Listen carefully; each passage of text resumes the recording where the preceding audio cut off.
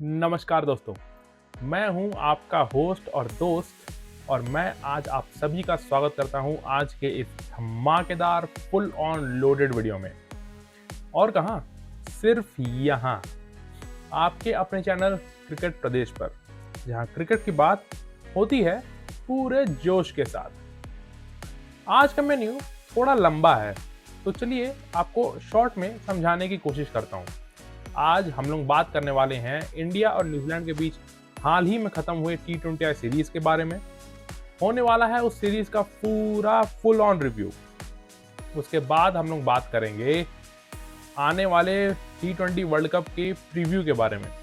और सबसे आखिर में हम लोग बात करेंगे, अभी इस वक्त पूरे इंटरनेट में जोरों शोरों से धूम मचा रहा है, बिकारिस्तान ने इंडिया के खिलाफ होने वाले मैच को कर दिया है बॉयकॉट। करेंगे उस टॉपिक के बारे में भी डिटेल डिस्कशन। तो चाय पकड़ लो, हेडफोन्स लगा लो और शुरू करते हैं बिना देर किए। लेकिन उससे पहले अगर आप चैनल पे नए हो तो सब्सक्राइब जरूर करो, वीडियो को लाइक तो करो ही करो, क्योंकि आप सब जानते हो यहाँ पर मिलती है सिर्फ और सिर्फ असली क्रिकेट की बात, विदाउट एनी बकवास।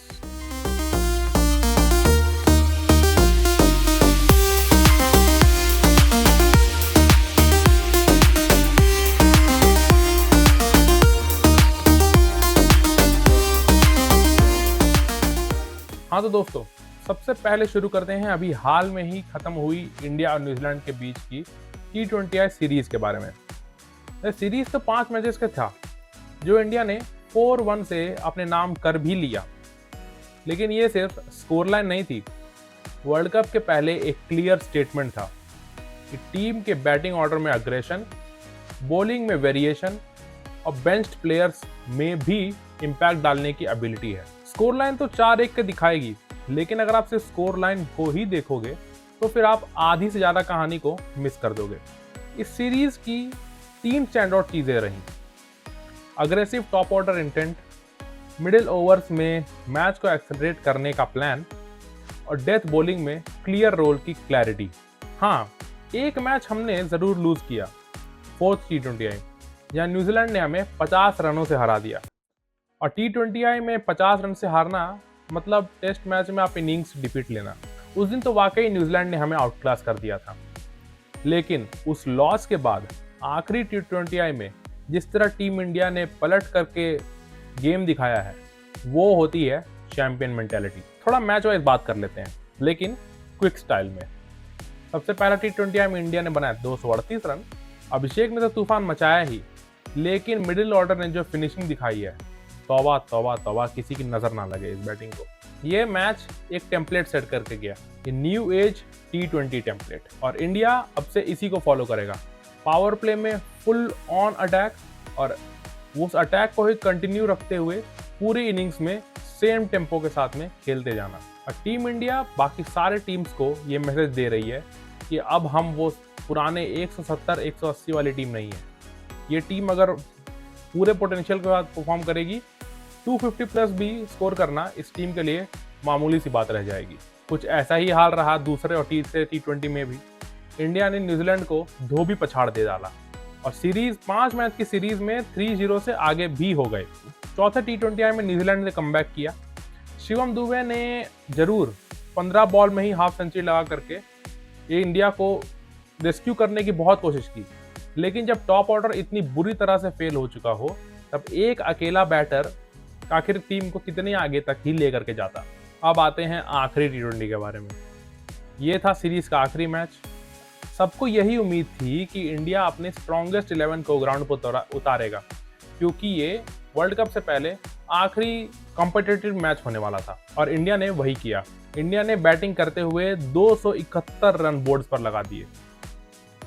ईशान किशन ने एक्सप्लोसिव सेंचुरी लगाई, अपनी T20I करियर की पहली सेंचुरी, और गेम को अलग ही लेवल पर लेकर के चले गया। मतलब 40 गेंद में अगर आप शतक लगा रहे हो, बॉलर की तो अच्छी खासी पिटाई हुई होगी। बाउंड्री, सिक्सेस ग्राउंड के चारों तरफ। और फिर जब बॉलिंग की बारी आई, तब हमारे अर्शदीप पाजी ने पंजा खोल दिया। न्यूजीलैंड आखिर कितना ही कर पाती, और आखिरी T20I मैच भी इंडिया के नाम रहा। और ये 2 नाम आप जरूर याद कर लें, ईशान किशन और Arshdeep Singh world cup squad के लिए ये मैसिव स्टेटमेंट दोनों दे करके गए हैं। इन्हें बाहर रखना किसी बड़ी भूल से कम नहीं होगा। तो वर्ल्ड कप से पहले ये dominating series win team India के कॉन्फिडेंस को सिर्फ बूस्ट ही नहीं करेगा, न्यूजीलैंड के कॉन्फिडेंस को गिराएगा भी। और इंडियन कैंप में इस कॉन्फिडेंस से बहुत आगे जाने की उम्मीद है। क्योंकि अब हम आगे जाने की बात कर ही रहे हैं, तो चलिए चलते हैं आगे हमारे अगले टॉपिक पे, और वो होने वाला है T20 वर्ल्ड कप 2026 का प्रीव्यू। इस वर्ल्ड कप में 20 टीमें खेल रही हैं। फॉर्मेट कुछ ऐसा है कि 4 ग्रुप्स बनी है 5-5 टीमों की। ग्रुप स्टेज के बाद जहां पर टॉप 2 टीम्स नेक्स्ट लेवल के लिए क्वालिफाई करेंगी, जो होगा सुपर 8, और सुपर 8 के बाद सेमीफाइनल्स और फिर फाइनल्स। इंडिया है ग्रुप ए में, जहां पर इंडिया का सबसे पहला मैच 7 फरवरी को होने वाला है यूएसए के साथ, फिर नमीबिया, फिर एक भिखारी टीम है उनके साथ में मैच होने वाला था। उस बारे में भी मैं आऊँगा, उस बारे में क्या होता है इसका डिसीजन वो देखेंगे। और फिर उसके बाद में नेदरलैंड्स। तो देखो दोस्तों, ग्रुप तो ये ऑलमोस्ट सॉर्टेड लगती है मेरे हिसाब से। प्योर क्रिकेटिंग नॉलेज के ऊपर अगर जाएं, इंडिया और Pakistan are the clear favourites to go ahead. लेकिन पिछले बार आईसीसी टूर्नामेंट जब इंडिया होस्ट कर रही थी, तो फिर क्या हुआ था फाइनल में, ये तो हम सब जानते ही हैं, तो उस बारे में मैं बात नहीं करूंगा। और यूएसए को पाकिस्तान हल्के में बिल्कुल भी ना ले, क्योंकि पिछले वर्ल्ड कप में यूएसए पाकिस्तान को हरा करके आई है, ये बात आप याद रखना। तो चलिए वर्ल्ड कप की एक प्रोबेबल 11 भी तैयार कर लें।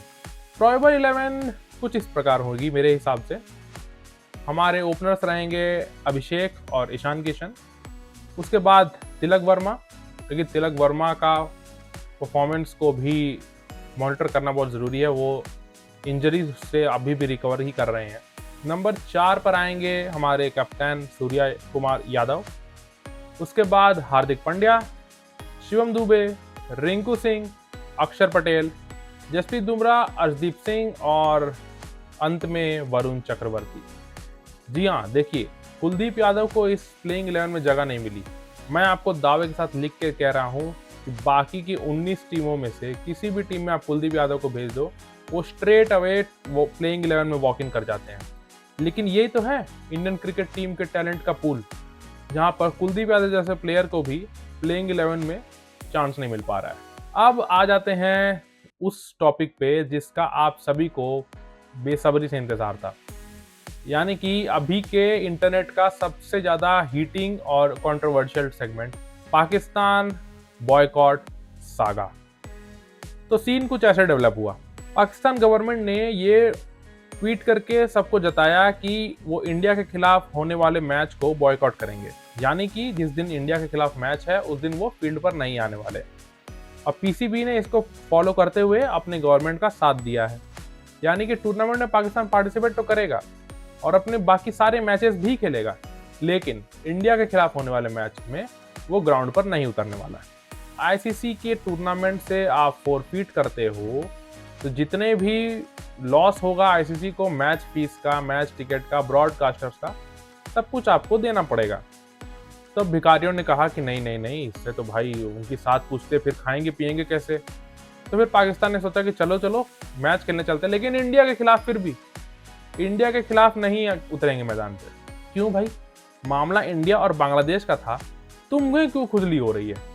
और तो और मैं आपको एक बात बताता हूँ, जब पिछले साल चैंपियंस ट्रॉफी को होस्ट करने की रिस्पॉन्सिबिलिटी दी गई थी, तब इंडिया ने कहा था कि भाई हम तुम्हारे यहाँ नहीं आएंगे, हमारा मैच किसी न्यूट्रल वेन्यू पे करवा दो। उस बात को मद्देनजर रखते हुए इंडिया के सारे मैचेस को यूएई में करवाया गया। पाकिस्तान गवर्नमेंट इससे ओके भी थी, और अब जब इंडिया के होस्ट करने की बारी आई तो पाकिस्तान को भी उसी बात का ख्याल रखते हुए पाकिस्तान के सारे मैचेस कोलंबो में हो रहे हैं। आपको अगर याद हो तो वुमेन्स वर्ल्ड कप जो हुआ उसमें भी पाकिस्तान के सारे मैचेस कोलंबो में कराए गए। यहाँ पे भी वही हो रहा है, मेंस टीम को भी कोलंबो में इनवाइट किया गया है। तो फिर आप बैक क्यों कर रहे हो? यहाँ पे आपको सिक्योरिटी का क्या इशू? और ये पाकिस्तान इस बांग्लादेशियों के लिए खड़े हो रहे हैं। अरे कोई समझाओ यार इन्हें, यार ये पाकिस्तानी लोग खुद के लिए तो आज तक खड़े नहीं हो पाए, दूसरे के लिए क्या खड़े रहेंगे? अब मैं आपको समझाता हूँ कि आखिर अगर पाकिस्तानी टीम ये मैच को बॉयकॉट करती है तो क्या होगा? इंडिया पाकिस्तान का मैच सिर्फ एक मैच नहीं होता है, ये मैच से करीब $450 मिलियन की रेवेन्यू जनरेट होती है। और अगर ये पाकिस्तान ये गलती करता है बॉयकॉट करने की, तो वो सारे पैसे तो गए। और तो और आईसीसी ने ये भी लिख दिया है कि अगर पाकिस्तान गलती से भी ये मैच को बॉयकॉट करता है तो जितना भी रेवेन्यू का लॉस होगा वो सब पीसीबी से वसूला जाएगा। अब दे के दिखाओ इतने रुपए, कहाँ से लाओगे इतने पैसे? अब मैं आपको अंदर की बात बताता हूँ। ये लोग खाली दिखाने के लिए सब उड़ रहे हैं। जिस दिन मैच होगा चुपचाप मैच खेलने के लिए आ जाएंगे और हार के वापस चल जाएंगे। इनका उससे ज़्यादा का और कोई औकात ही नहीं है। खाली बस ढोंग बनाना है, खेल बनाना है, हवा उड़ाना है, असल में ज़ीरो। ये तो रहा पूरा का पूरा ये सागा जो अभी चल रहा है। आने वाले 2-3 दिनों में और क्लैरिटी ज़रूर मिल जाएगी हमें कि आखिर पाकिस्तान टीम क्या करना चाहती है, क्या कहना चाहती है, और 15 फरवरी को भला वो फील्ड लेंगे भी या नहीं लेंगे। अब मैं जाते जाते आप सबको एक टास्क दे करके जा रहा हूँ। आपको नीचे कमेंट में ये बताना है सबसे पहले कि इंडिया की प्लेइंग 11 क्या होने वाली है इस वर्ल्ड कप के लिए, और ये भिखारिस्तान की जो हरकतें हैं उसकी बारे में आपकी क्या राय है। नीचे कमेंट में ज़रूर लिखना, और सबसे बेस्ट कमेंट को मैं अगले वीडियो में रिव्यू भी करूँगा। ये वीडियो अगर पसंद आया तो इसे लाइक करें, चैनल को सब्सक्राइब करें। मिलते हैं अगले वीडियो में, जो वर्ल्ड कप का पहला मैच इंडिया और यूएसए का जो होगा 7 फरवरी को, उसके बाद वीडियो आएगा। तो तब तक के लिए take care, stay safe, good night.